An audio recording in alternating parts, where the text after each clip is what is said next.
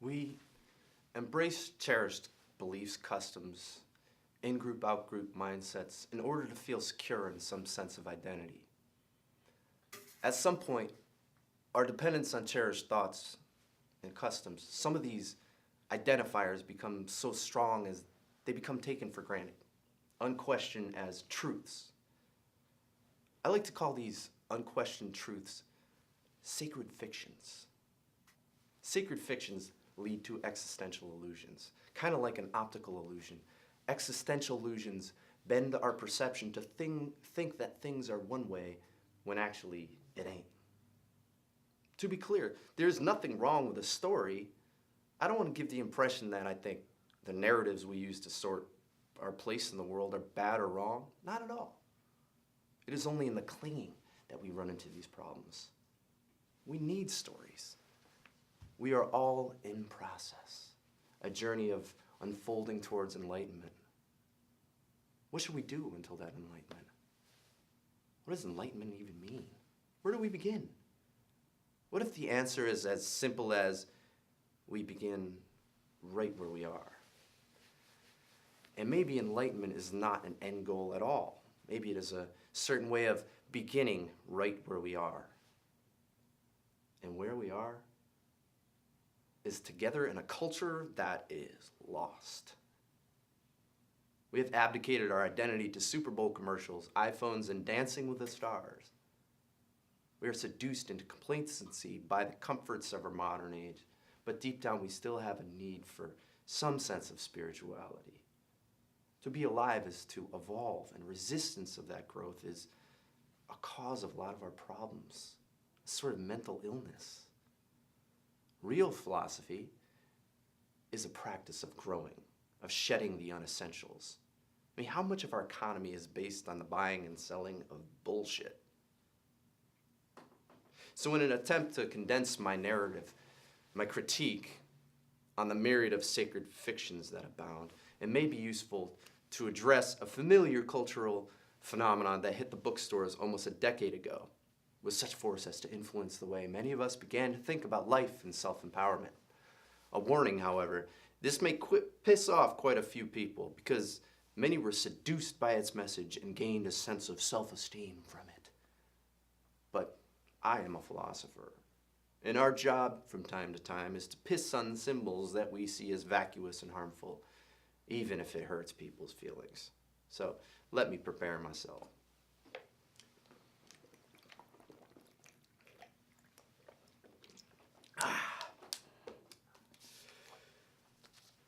This piece of work, you probably know, is no longer a secret. It hit the market in 2006 in the form of a movie shortly after book and was promoted on Oprah. Perhaps that's the real secret of its success. Oprah can make you famous in one show, and this author, this book was famous in that. But it made so many people happy. Why criticize it? Why piss on it? Well, people, I have suggested stories have consequences, particularly ones that pretend to be a panacea. In keeping with the language touted in The Secret, I suppose bad stories attract bad consequences. Better stories attract better consequences, at least better conversations.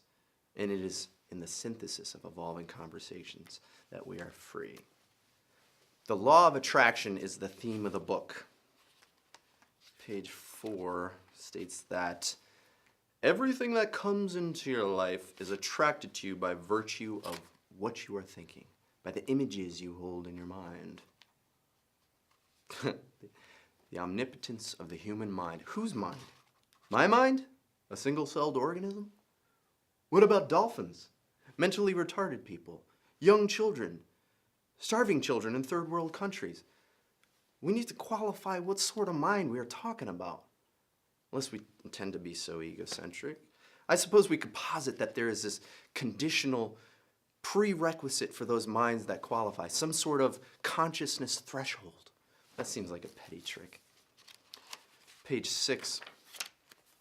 1% of the world's population earns 95% of the wealth. That a coincidence?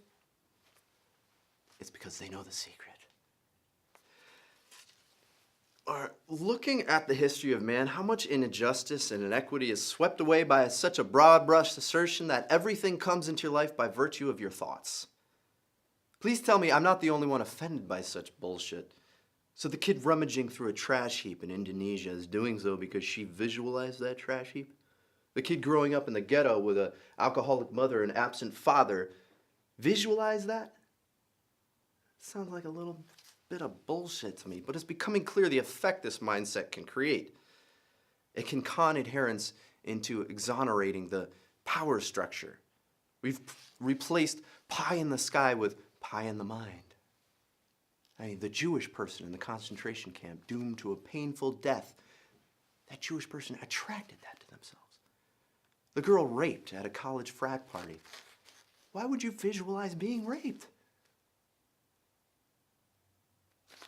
Of course, with a bit of sophistry, I'm sure one can rationalize a sleek way out of those objections, but the law of attraction seems to leverage people's hopes by pawning off a flattering philosophy of personal power that plays off the egomaniacism of people wealthy enough to buy a book or upload a movie. And feel free to bring on your comments. Any proposition, including the one I'm now in the middle of making, warrants a full trial of logical analysis. So, I think in the movie I heard someone say, the better you feel, the more in alignment you are, the worse you feel, the more out of alignment you are. Say that to a junkie in the middle of a heroin rush, or a psychopath slicing someone's throat. They feel great. Suppose we're at a Hitler rally. Suppose I have a more developed sense of morality. If so, I would not be filled with inspiration at the soaring speech of a charismatic psychopath. Wouldn't I feel sick, angry, nauseous, downright bad? Are those negative feelings a result of misalignment or evidence of a greater alignment to a higher morality? What are the more subtle evils surrounding us every day, the lies, the inequities that are for real in this world? It's really important that you feel good. The universe is your catalog. People. That word, catalog, isn't that a dead giveaway? The perfect metaphor for a culture drunk on consumerism. Catalog. Me. Want. More. Can I have more water, please?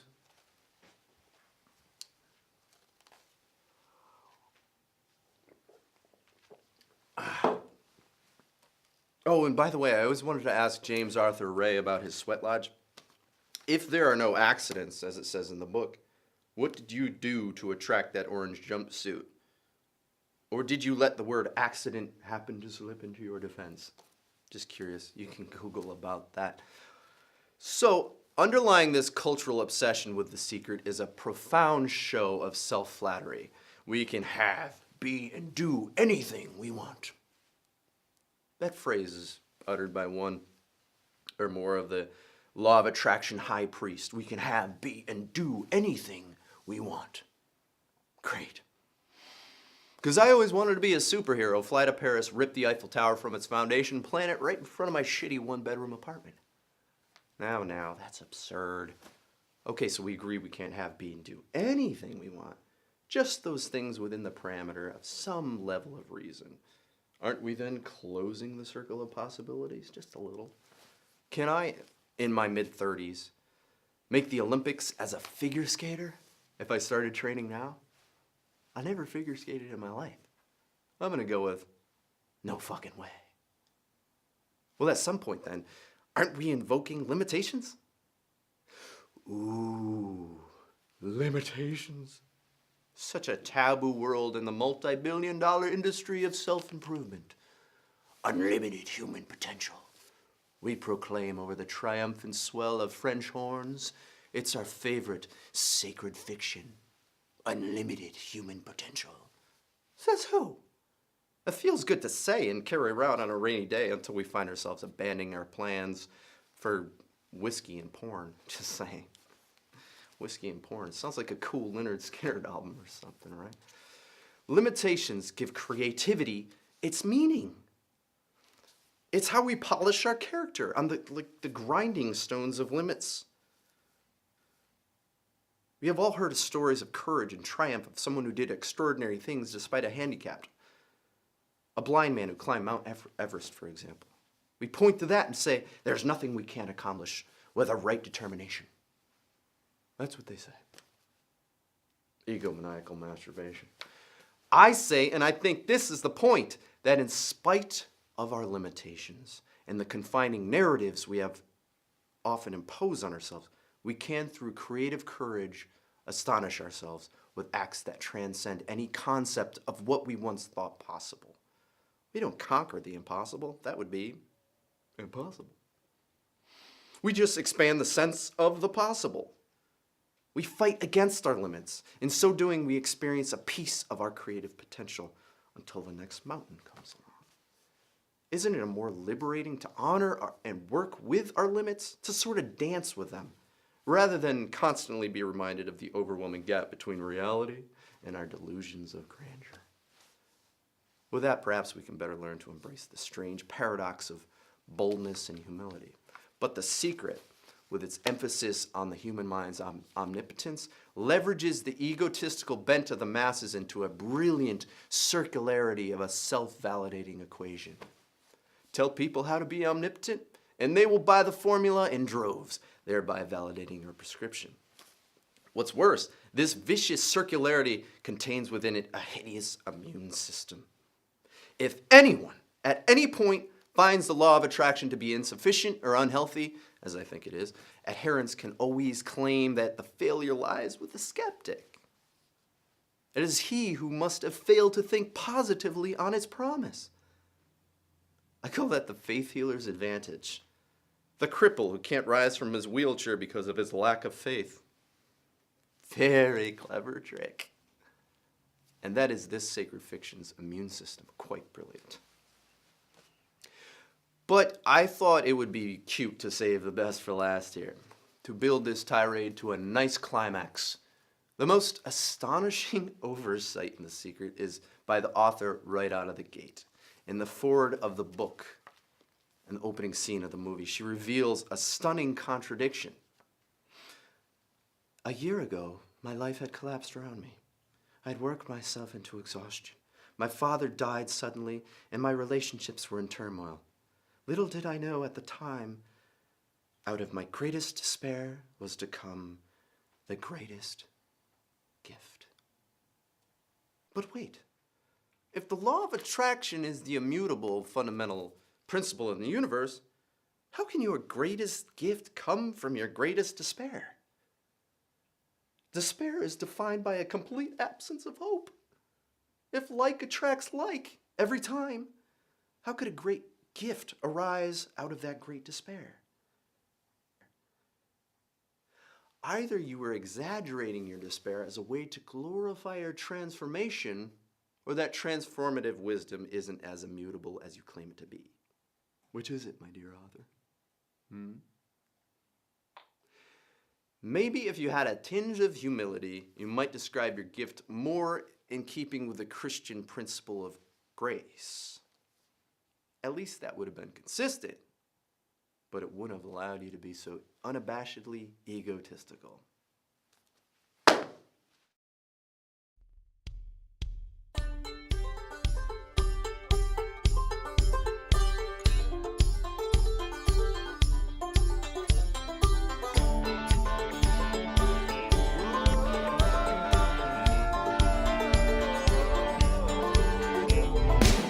They've been trying to preach me, trying not to swallow, but the rhymes make easy all the words that I know.